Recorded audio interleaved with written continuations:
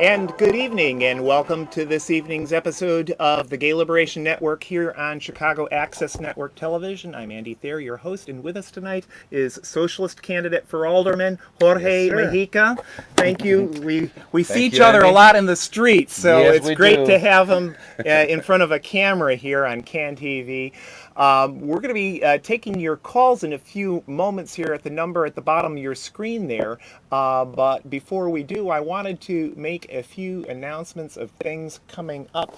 First of all, our website is www.gayliberation.net. Please check that out for more information about the Gay Liberation Network, and you will get you all hooked up with our activities, some of which are going to be shown on your television screen right now. Coming up is an important forum on LGBT rights in Africa, coming up on in June 14th. The information's coming right up on your screen right now. It's going to be at the Episcopal Church on the near north side, actually near Michigan and Chicago Avenue. We're going to have three panelists, LGBT panelists from Africa, speaking for themselves about what's going on in the continent and what we here in the United States can do to help. So check that out. We'll get the information up on your screen again a little bit later in the show. Also, as part of our theme of supporting LGBT people around the world, including refugees attempting to flee from violent and discriminatory situations abroad, we're going to be having an Open the Border, Stop Deportations contingent in this year's Chicago Pride Parade. Many LGBTs and others are fleeing from countries around the world where discriminatory laws have been passed against us. And also there's many LGBTs here in the United States who are facing deportations. We just passed last month the 2 million mark of deportations from the United States, the largest number of deportations by any president in U.S. history have been conducted by Barack Obama, the alleged friend of immigrants. And along those lines, actually quite related to it, we're very proud to have a Honduran LGBT leader coming to Chicago, speaking on July 2nd at the Burger Park Cultural Center. Nelson Arambu is a leader of that country's LGBT movement, and what many people don't realize is that many LGBTs have been murdered since the U.S.-supported coup in 2009. Some 115 plus LGBTs in a country of just 8.5 million. That was akin to that many people, that many LGBTs alone being murdered here in the Chicago area. And that's not counting the campesinos, the human rights activists, the attorneys, the journalists, and so forth, the many thousands probably who have been murdered in politically motivated violence since then. So please check that out. Welcome, Jorge. Thank you again. You're running as a socialist. You ran against Dan Lipinski for Congress a few years back. And one thing I should tell our listeners straight up is that not only CAN TV, but the Gay Liberation Network, we do not endorse candidates. We do not make any political endorsements, but we do like to hear from the other side, because you hear from the mayor's people in the mayor's corner all the time. Of So, course. Jorge, you're running against longtime Alderman Danny Solis, appointed by former Mayor Handpicked by Richard Daley. That's right. Well, tell me what's motivating you to run for alderman.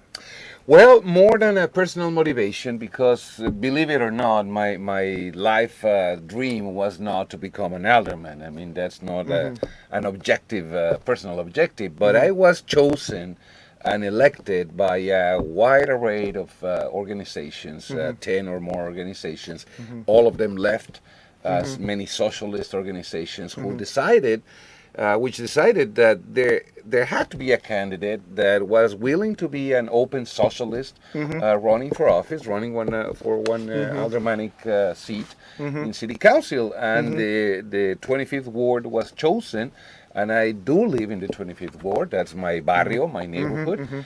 So I was selected and chosen as the candidate. It's not that I woke up one morning and I said it's a good day to run, you know. Right. So it's been a selection process, a very democratic process. And I might add that the reason probably why Jorge was chosen by those various organizations is he's not just one of these people who popped up yesterday and said, oh, I've got a big ego. I want to run for myself. I want to see my face plastered all over the place or whatever.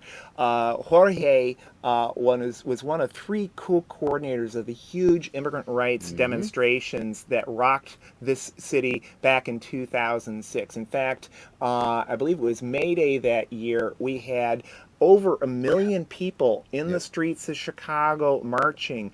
That was the largest political demonstration in by the history far of Chicago that this city had ever seen. Yes, 1 sir. million people, basically a third of the city's population came out. It was essentially a general strike for immigrant rights to defeat the notorious correct. Sensenbrenner bill. And I find it's interesting because I imagine that one of the questions that you're getting over and over again from mainstream journalists is, well, come on, you can't stack up against Danny's political connections, his money. What do you say to that? Well, I say that workers have more connections than politicians. You know, it's a pretty well-known fact. They have the money, we have the votes, we have the people. Danny Solis' weakest point, because you're right, he's a savvy politician. Although he was handpicked, he has been 18 years in office. He's got all the possible connections and all the possible money, but he was elected only with 3,600 votes. So we are going for 4,500 votes, and that is enough to defeat Danny Solis and get you to City Hall. So yes, we can make it. Okay, and I think one of the illustrations of how people powers, if you will, can overwhelm political and money power was actually in the defeat of the Sensenbrenner bill. It was introduced, I believe, in 2005. Looked like it was going to sail to victory, and without the backing of really the Democratic Party or any major institutions, people flooded out into the streets, and they defeated this horrible bill. That's correct. It was a bill that was going to criminalize not only undocumented immigrants, but anyone who helped them in any way, including physicians, including nurses, including the driver of the school bus. I mean, if you transported an undocumented student, you automatically became a federal felon.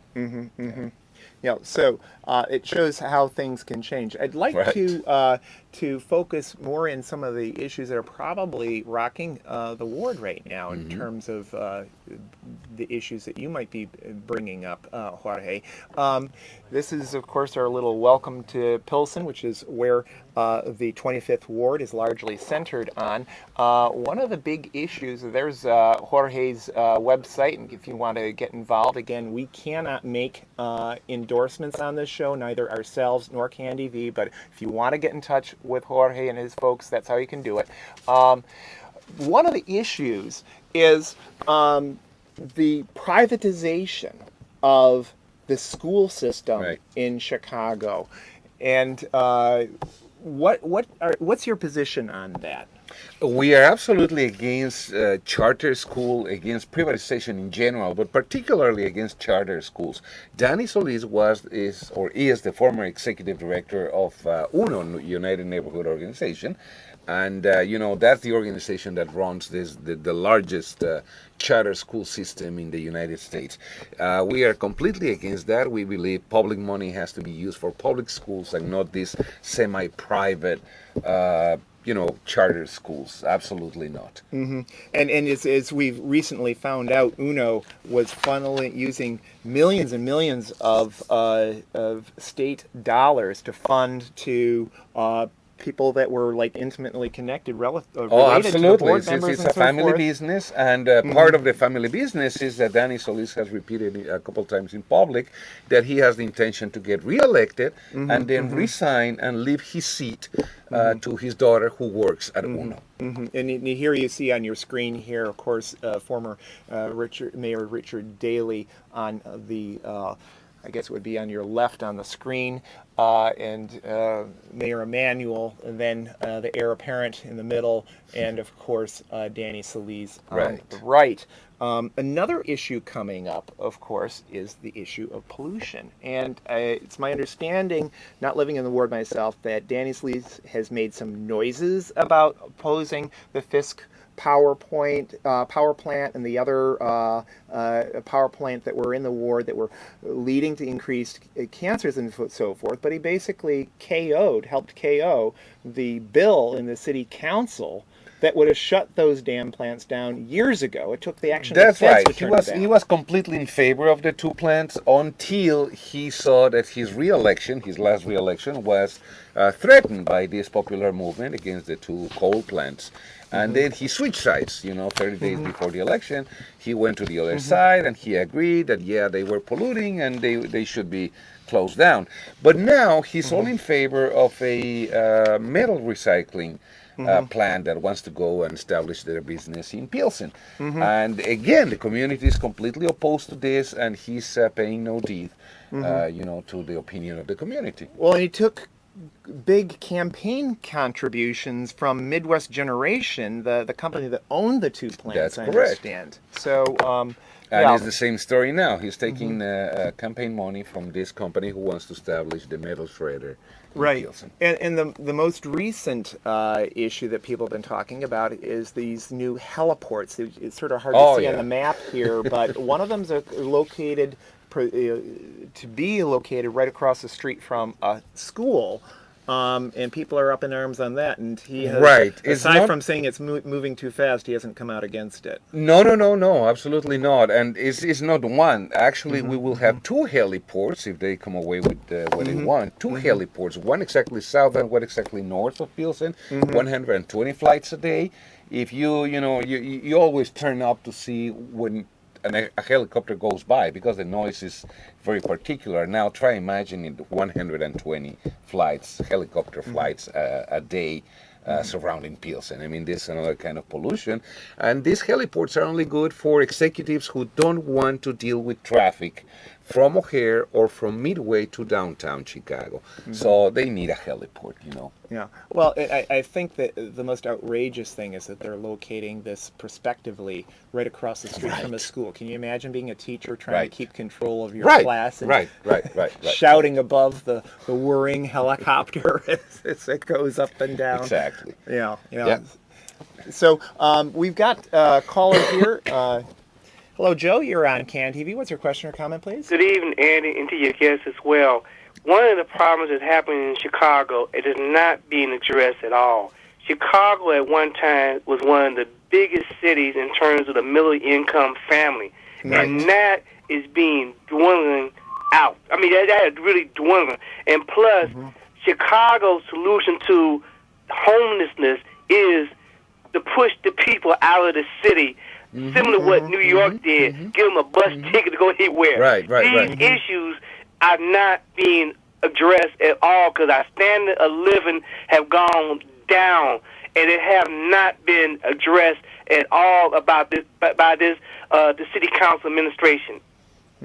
So what's you're in favor of a $15 minimum wage? Absolutely, yes. We are all for it. Minimum wage, but not only minimum wage, giving you or making you believe that you are going to receive $15 an hour. One very big problem we deal with is stolen wages. 60% of workers who are entitled to minimum wage do not receive it. They get $5, they get $6, they get $7 an hour.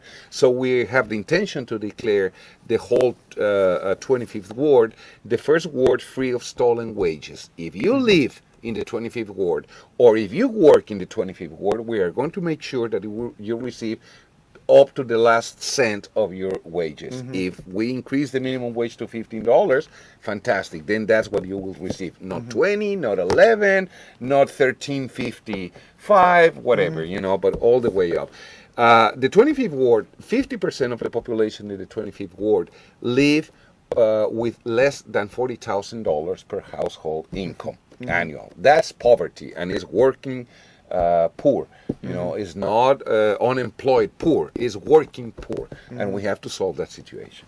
Well, and it's interesting that our caller should bring up the issue of basically the erasure of middle income folk here in the city of Chicago, because we brought up a graphic on our show a few episodes ago that I'd like to show again, because it's quite striking. You see the gray areas on the map on the left, which is 1970. Those gray areas are basically middle income folks, such as the vast majority of people who are watching tonight's show. And that's where we were in the 1970s. The little red splotches there, those are the most wealthy. And the actually it says the green, I should say, appropriately enough, are the most wealthy. And the red are the most impoverished. You look at the right side of your screen there, and there has been an explosion of the red, very, very poor. This is all by census tract. The west side, the south side, the green, the yuppies, if you will, have expanded farther north from their little enclave back in 1970, but the vast majority of Chicago has moved backwards in income. And so I think this is why there's a resonance for things like the $15 an hour wage. And one thing that just strikes me is that if I stole a couple $1,000s from you intentionally, that's a felony, I believe. It should be, but it's not. Why in this day and age would employers intentionally steal thousands of dollars from their own workers, from the people who are? Why is this not a felony? I can tell you the opinion of one of the current aldermen. It's just an administrative mistake. We all make mistakes in the payroll. Well, if it's unintentional, you can understand that a little bit. But if it's is consistent. 60% of the people, workers entitled to minimum wage, don't get paid minimum wage. And the minimum wage, and then it's sort of hard to screw that one up. The other thing that's $1.1 million a day in Cook County. That's stolen wages. $1.21 million. $1.1 million a day. Yeah. Phenomenal. Phenomenal. Just outrageous. But then the other thing about this whole minimum wage debate is we keep on going back to the well every few years, especially election time when the Democrats are trying to herd people at a voting booth. This should be indexed to inflation. And the ordinance that was presented on Wednesday provides precisely for that. The Progressive Caucus presented in City Hall presented an ordinance that when we get to $15 an hour, then afterwards it would be indexed. So every time inflation 1%, 2% goes up, your wages or that minimum wage should go 1 or 2% up, which is, by the way, the way the salaries of the aldermen go up. They don't have to vote anymore to increase their wages because That's it's very automatic convenient. every year, and they are now up to 114 to 120,000 more or less. So one of the campaign we are saying, we are not promising, because this is not a promises campaign, but one of the facts is that we are going to give 50 or even 60% of the aldermen's wages back to the community for community projects, for community organizations. Very frankly, I mean, I earn $2,500 a month. I couldn't imagine, making $10,000 or $11,000 a month. I don't need them. Yeah. So all that money goes back to the community, goes back to community projects in the world. What about corporate contributions, Jorge? No, we are not taking a single corporate contribution. Let Danny Solis do that. I mean, he's pretty good Who at are, that. aside from Midwest Generation, who is he If getting you, money from? If you look in internet, for campaign contributions to Danny Solis, you're gonna find that the first 7 donors are corporations, not even corporations from the ward, but corporations from all over, because he is the president of the zoning committee in the city of Chicago. So any land deal you want, you have to go to Danny Solis. It doesn't matter the neighborhood. So they donate, and they're very gracious donating. Right. So we don't take money from corporations, we take individual money, and we take pledges. If I ask you now, right now, for $300, you won't give them to me because you don't have them. I know. I don't have them. I wouldn't you're donate. barking okay? up the wrong tree. Right, here. exactly. But I can ask you for $30 every month from now till election, which is February 24 next year. So you have pretty good 8 months or 9 months to donate $30 a month. Which is not a whole lot of money. You can donate $30 a month, and then you would be making those $300 pretty much. Again, we can't solicit donations or make Absolutely. endorsements on this. So just to be really clear, we hope to be having other aldermanic candidates coming up in the future, but this is how you can get involved in Jorge's campaign if you do decide to. That's where you want to go, and that's at the website votemujica.org. What about TIFs? What about education? Aside from no to the charter schools. Is the perpetual cycle: poor neighborhood, poor schools. We were lucky enough, because we fought hard against it. We didn't close any school in the Pilsen area, but that doesn't solve. That doesn't mean that there's no education problem. Right, We are a very poor district. As long as the school financing is based on real estate from the neighborhood, we're going to have poor schools. This is a poor neighborhood. Right. So we want, equitable, equal financing for all public schools, including the ones in the district. That's one. Wait a second, you were touching another. The TIFs. The TIF money. It's in disarray. Major Rahm Emanuel is using it to expand McCormick. Yes. Right. Yes. So we don't need to expand Basically, McCormick. a free Excuse me. basketball stadium. Right. Like this city needs more arenas. When the United Center offered to give up the United Center for free to Right. DePaul, and they turned it down. Right. So the TIF money should be used for what it was intended in the first time. To develop the neighborhoods. We're going to try and squeeze in one more caller Sure. here. Adele, we Yeah, have. hey, how you doing? Go right ahead. I just want to make a comment.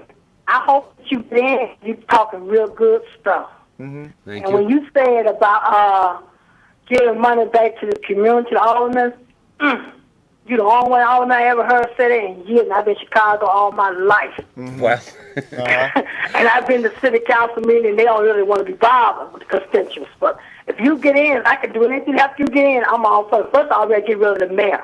absolutely. Thank you very much. And that's a real campaign promise. That money will go back to the community. Yeah, I'm afraid that we're going to have to be wrapping things up here. Again, thank you very Andy, much, it's a Jorge. pleasure. Good luck to you. Thank you. A few important announcements. Hang with us here during this. You're going to want to find out about stuff happening in Chicago coming up, and one of them is, of course, getting involved in Jorge's campaign. If that's what you choose to do, that's how you can do it, right at that website there. And important upcoming events. The Forum on LGBT rights in Africa. 3 African LGBTs will be coming to Chicago on June 14th and share their views about what's going on the continent in terms of anti-gay laws and what we can do here in the city of Chicago to help. And also, we invite you to join the Gay Liberation Network's Immigrant and Refugee Rights Contingent in this year's Pride Parade. Send the pro-immigrant rights, the pro-refugee rights message to the 1 million plus folks who will be watching the Pride Parade on the last Sunday of this month coming up, I should say. And then we're having a very important leader from Honduras, Nelson Arambu, Honduran LGBT leader, on Wednesday, July 2nd. The information about where that is at is up on your screen. And of course, we have our next show coming up on June 13th, and we're very proud to say, that's about our next meeting. Our next show is June 13th, and we're very proud to say that we're going to have one of those LGBT leaders speaking on that show. So check that out next month. And then finally, we'd like to thank the folks who made tonight's show possible.